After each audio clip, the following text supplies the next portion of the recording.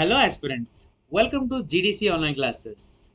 In this session, we are going to cover all the rest of the metabolic pathways in the biogenetic studies of pharmacognosy and the medicinal plants. Yes, in the previous session we have seen that a cellular level of pathways in that we have covered the Calvin cycle, Krebs cycle, glycolysis. Apart from that, there are other important types of pathways also there. That things are those things now we are going to cover in this session. Yes, but before starting this session, I would like to tell you that if you consider these cellular level pathways, if you consider this cellular level of pathways, you can observe two types of reactions in every pathway in the cellular level. In the cellular level, you can observe only two processes. Either catabolism or anabolism will be done. Either catabolism or anabolism will be done, my dear students. You should remember that. Why? Because if you observe the previous cycles, either a breakdown of a component into an energy form or joining or combination or attachment of two compounds or two simple molecules to get a organic compound that will be again further processed into breakdown to get energy. So this entire process will be continuously going on to get the energy, because a cell or a tissue or a living organism or a plant, in order to sustain in the plant, so now sustain in this environment, in order to sustain in this ecology, they should have these metabolic process or biogenetic pathways or metabolic pathways to get sustained in this environment. So that reason,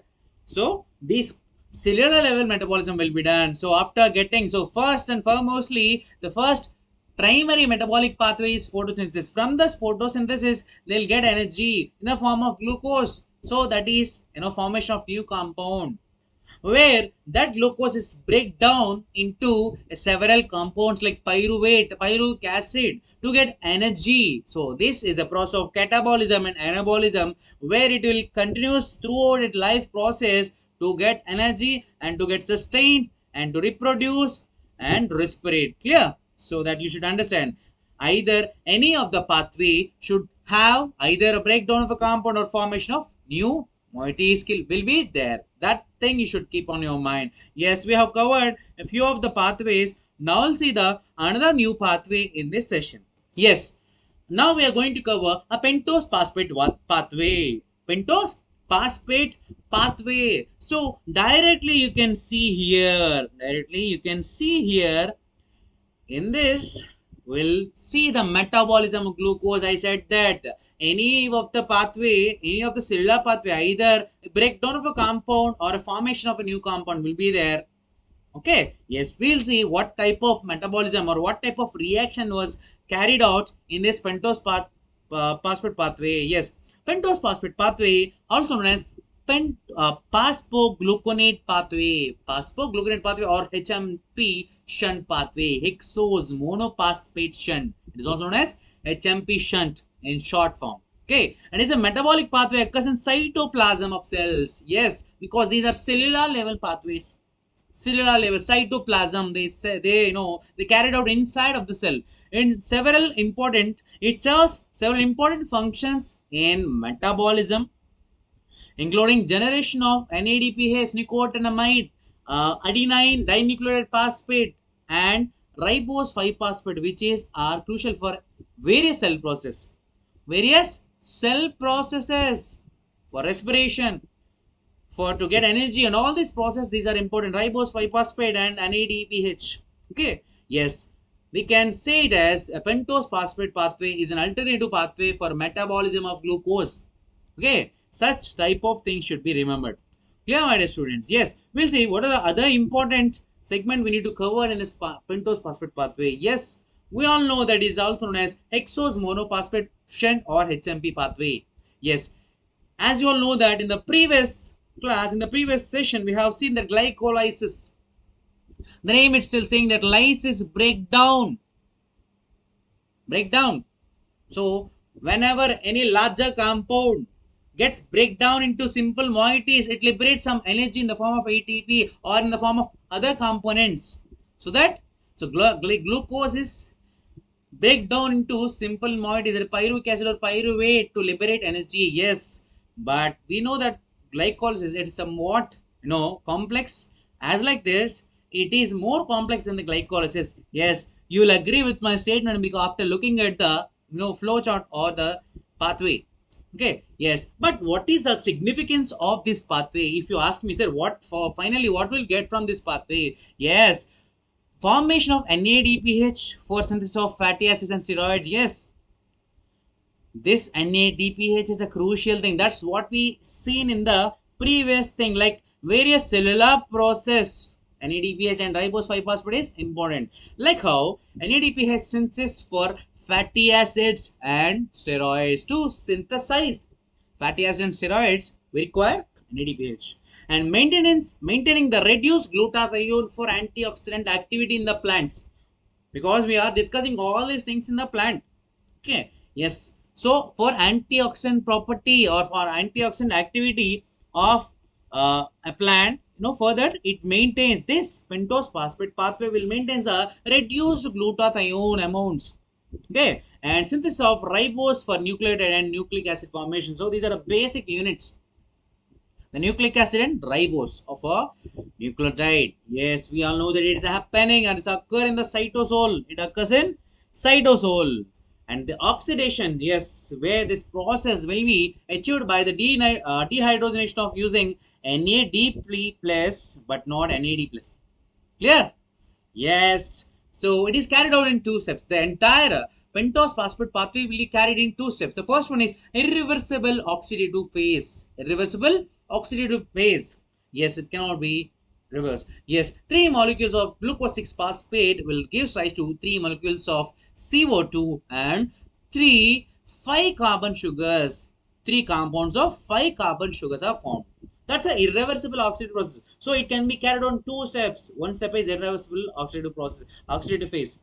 And the reversible non-oxidative phase, where you can see rearrange to regenerate 2 molecules. In this reversible, it can be reversible. By rearrange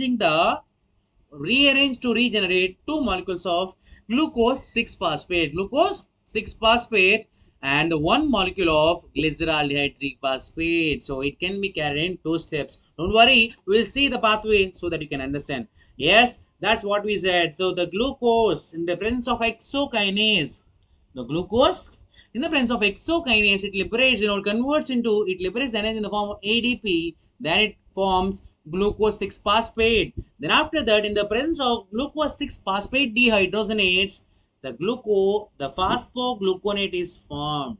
And from that, as we all know that, it synthesizes the NADPH, okay, NADPH and carbon dioxide.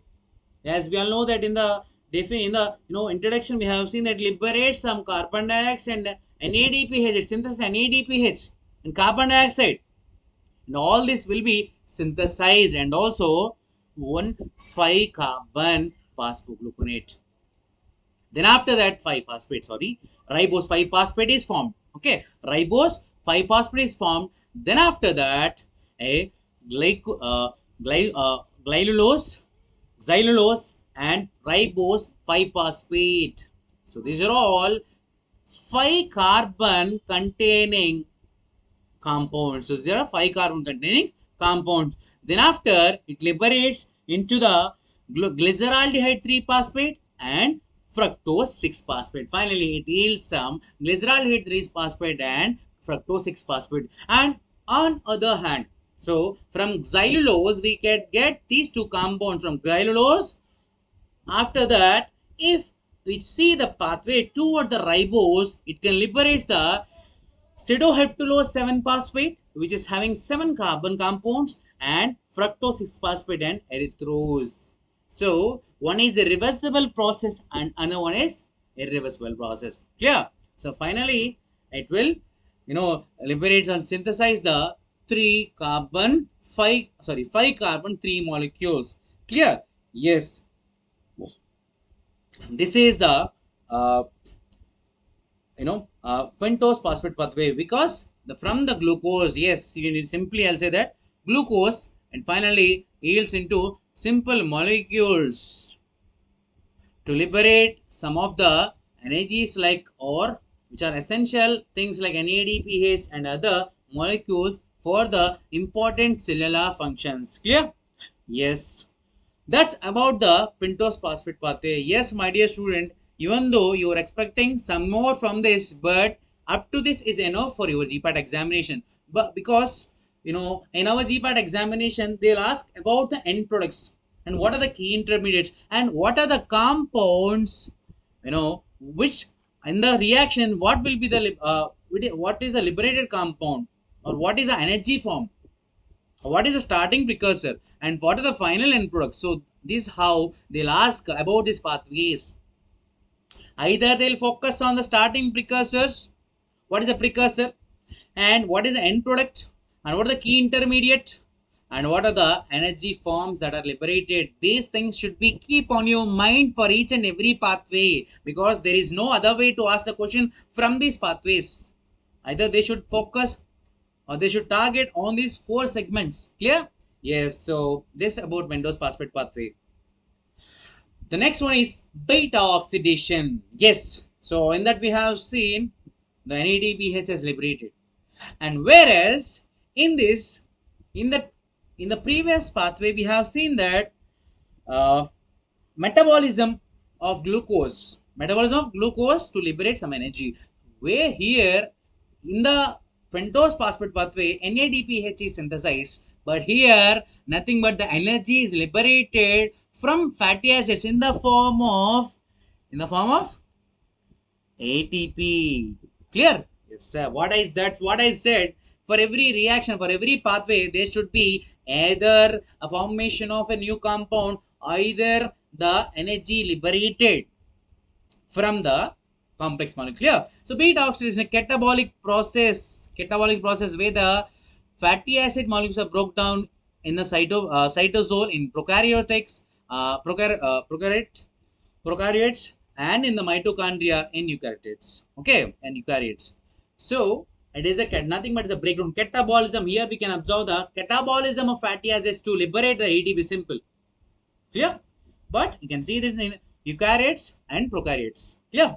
Yes. But finally, first they liberate and they forms acetyl CoA from the, simply I'll tell you that from the fatty acids. It is beta oxidation. It is known as beta oxidation because the beta carbon of the fatty acid undergoes the oxidation to a carbonyl group. So because of that, the name of this pathway will be assigned like that, beta oxidation, because the beta carbon of fatty acids, okay, in this the fatty acid, the beta carbon has undergoes to the oxidation, so the rest of the process will be carried. Okay, so for that reason comes under it is assigned as a beta oxidation. But what was the actual process? It is a catabolic process. In this, what will be happen? The fatty acids are undergone. In that fatty acids, a beta carbon has undergone for oxidative reaction. Thereby, it follows all this pathway, and finally it forms acetyl CoA, which is responsible to liberate the ATP by following into tricarboxylic acid pathway or citric acid or Krebs cycle. Clear? This is simply about the beta oxidation. Okay, so as we all see that in the previous one, in the pentose phosphate pathway, this is responsible for fatty acid steroids. So if in that particular pathway fatty acids are synthesized, but these fatty acids, after catabolism, they liberate some energy. So for that reason, the formed fatty acid in the previous pathway gets broke down into several forms to liberate ATP, to get the energy. Okay, so that's the main aim. So nothing but in this, the fatty acid will goes to a oxidation, especially the beta carbon in the fatty acid will undergoes for oxidation. So for that reason, that is named as beta oxidation. Yes, we'll see the fatty acid, because we know that it is carried in a cytosol, in a cellular level it is conducted. Okay, yes, this fatty acid, with the acyl CoA in the form of acyl CoA and the catenin. So both are entered into that cytosol in the with the presence of in the presence of CPT1 enzyme. Okay, so that the rest of the things like ecdylene, acyl keratin, and then after acyl keratin, then after that because of the CPT2 transferase enzyme, catenin transferase enzyme, and thereby again this acyl CoA thereby it enters into the you know uh, inner mitochondrial membrane or to the mitochondrial matrix. After reaching the mitochondrial matrix, it follows, it undergoes different changes like with the in the presence of all these types of enzymes like dehydrogenase, hydroxylase, and dehydrogenase, hydroxy, acyl CoA, dehydrogenase, and acyl CoA transferase, it liberates the acyl CoA and acetyl CoA. From this acetyl CoA, it will fed into the TCA cycle, there it liberates ATP. Don't worry, I know I'm a little bit confused, but I'll simply explain. Okay, yes, from the fatty acids, these fatty acids are they're made into simple compounds like acyl CoA and catenin. So with the help of catenin phosphate transferase enzyme, so they'll enter in the form of acyl catenin. They are first they divide into two compounds, then they are entered in the presence of CPT1. So they form acyl catenin. Then in the presence of catenin, acyl catenin translocase, they entered into the inner mitochondrial membrane. So with the help of CPT2, that's transferase 2, catenin transferase 2 enzyme, again they become into the form of SLCoA and plus catenin. And then in the mitochondrial matrix, because of these enzymes like dehydrogenase, hydrolase, and all these enzymes, then it's get in the form of SLCoA and SLCoA. This will be the key responsible end product where it liberates the ATP after this fed into this acetyl CoA fed into the TCA cycle. Clear? So the what will be the final thing is main to liberate the ATP here. To liberate the ATP here.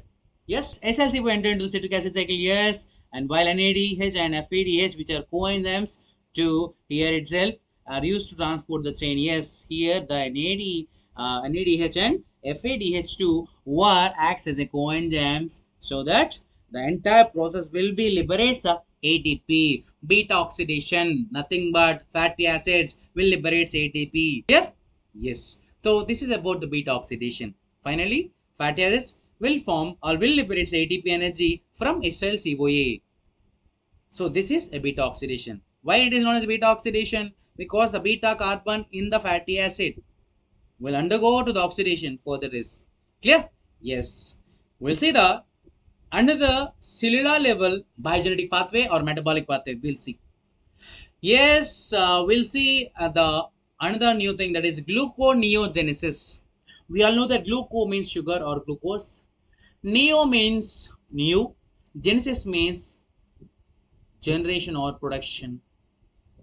Okay, so new compound or new glucose molecule is going to be formed. Gluconeogenesis. The name itself saying that glucose, new glucose formation or genesis means the process or the thing. Clear? Yes, so that by that you got to know. So in this particular reaction, there is a new compound or new glucose molecule going to be formed. Okay, as I said that catabolism and anabolism. Catabolism breakdown, anabolism is a formation of new things. So here it is a anabolic pathway. Okay. Yes. So nothing but here itself it forms. Okay. It forms like gluconeogenesis is a reversal of glycolysis. As we all know that the complex molecule break down to give energy. So then after giving energy, so that simple molecules, the what are the compounds which are end products, so they are again adjoined to get a new compound, that is like a glucose. So nothing but formation of a new glucose molecule. That's it, gluconeogenesis. In the gluconeogenesis, it is a reversal of glycolysis which break down a glucose molecule into the subcomponents. Yes, obviously. So nothing but as you all know that in the glycolysis, the glucose is converted, or they are divided into subcomponents like pyruvic acid or pyruvate. So that's a glycolysis. If you reverse the reaction, if you reverse the reaction, if you know just tilt the glycolysis reaction, that will be the gluconeogenesis. But some changes like are enzymes. Clear? So since it requires energy, gluconeogenesis is also known as endogenous glucose pathway. Endogenous glucose pathway, which is carried inside the cell because it requires energy. When the smaller precursor molecules combine, high energy product like glucose is produced. Yes, where a smaller precursor molecules will change the entire reaction to another level. Okay, the gluconeogenesis is a necessary cycle that produces glucose, which is used to carry out all the catabolic process and supports life. Obviously, even it is an anabolic process, but by its anabolic process, what will be formed? A glucose. Okay, so after formation of glucose, it should undergone for catabolism to get energy. So for that reason, it is responsible for all the catabolic activities and to support life. Clear? Yes, if you reverse the glycolysis reaction, that will be the glycogenesis, but there will be a similar, a small precursor changes will be there. We'll see the, yes, how it will be formed. We'll see the pathway. Gluconeogenesis originated in the liver or kidney cytoplasm or mitochondria. Generally, this is carried out in the liver or kidney or cytoplasm and mitochondria. The mitochondria itself and the plant. Yeah. Yes, in the plants it will be carried in the mitochondria and all these things. Okay, and liver and kidney. Sorry, uh, the glucose originates in the liver or kidney and cytoplasm or mitochondria to make oxaloacetate. Okay, in the living organisms, it will be carried in liver, kidney, cytoplasm or mitochondria to make the oxaloacetate. Yes, finally, this will be the key changer. Two pyruvate molecules are required to carboxylate first. Yes, in the glycolysis reaction, yes, if you see, the end product will be having two pyruvate reactions, two pyruvate compounds. That will be the end product. So those should be carboxylate. Those should be carboxylate to produce oxaloacetate. To produce oxaloacetate. So this will be the game changer. So this is a, that's a major difference in between the glycolysis and glyconeogenesis, and also the end products like fructose 1,6-phosphate and glucose 6-phosphate. So these are the major changes that you can observe in the entire reaction. You can look anywhere, but these are the only minor changes, or these are only small precursors which will change the entire end product, which will reverse the entire process. Clear? Yes. Yes.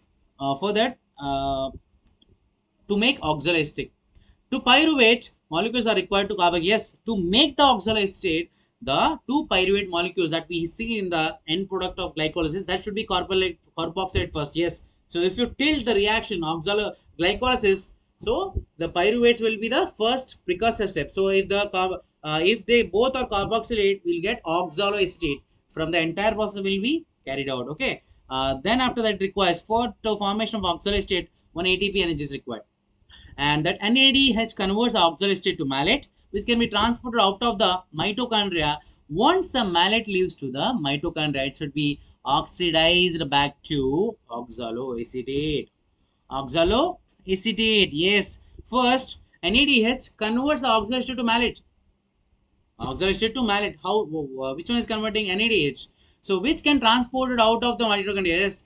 To get out from the mitochondria, it will changing the form. Just oxaloacetate will be converted. It will become an undercover police here.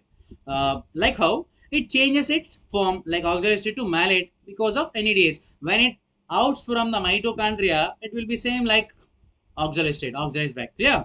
Yes. The phosphoenol pyruvate carboxykinase PEP converts the oxaloacetate to phosphoenol pyruvate, and by reversing the process of phosphoenol pyruvate to fructose 1,6 biphosphate.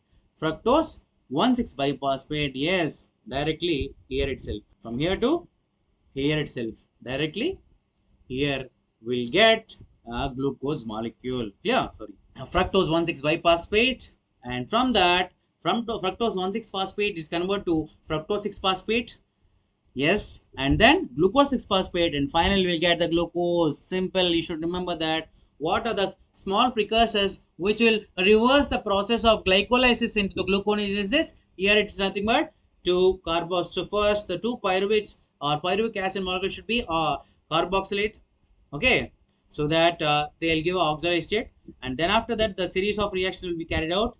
Then after that form, because of the involvement of fructose 1,6 biphosphate, fructose 6 phosphate is formed. Then after that, because of glucose 6 phosphatase, glucose 6 phosphatase passed. Then after that, glucose is formed. Clear? So this is about the gluconeogenesis. Clear, my dear students?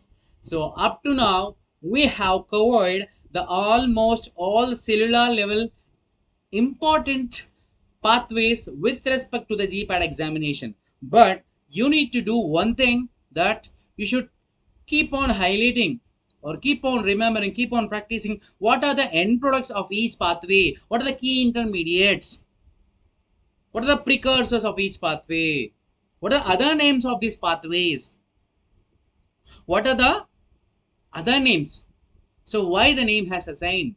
So these are the points to be noted. Meanwhile, you were learning these pathways. Clear? Yes, up to now we have covered the pathways like cellular level pathways. Yes, we'll see what will be the another pathways. Yes, now we are going to the secondary metabolic pathways. Up to now, we have seen that primary metabolite pathways. You have seen that? Primary metabolite pathways. So that we'll see the other pathways like biosynthetic pathway of secondary metabolites for secondary metabolites production in the upcoming class. Clear? Yes. Thank you. We'll see in the next class.